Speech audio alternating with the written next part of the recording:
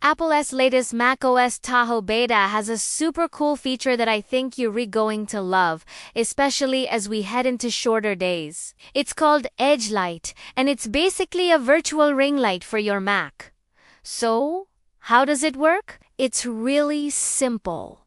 When you're on a FaceTime or Zoom call, you can turn on Edge Light right from the menu bar, just like you would for center stage or portrait mode. When you do, a bright border appears around the edge of your screen, lighting up your face. It's like having a professional lighting setup without any extra gear. What's really clever is that you can adjust both the brightness and the color temperature. You can go from a warm, cozy light to a cool, crisp one, just like with a physical LED light. And don't worry about it getting in the way of your work.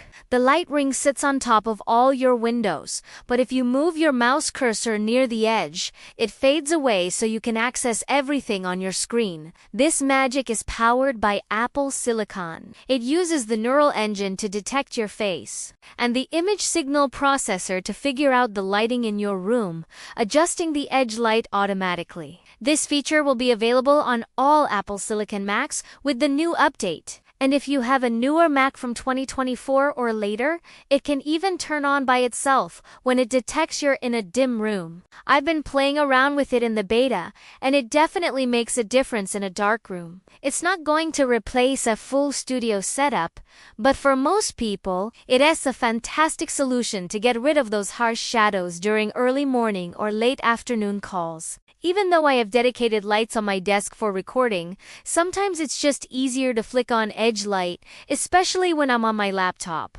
It's a small touch, but it makes a huge difference in how you look on camera. We'll be covering more about macOS Tahoe when it's officially released, so make sure you're subscribed for all the latest updates. Thanks for watching.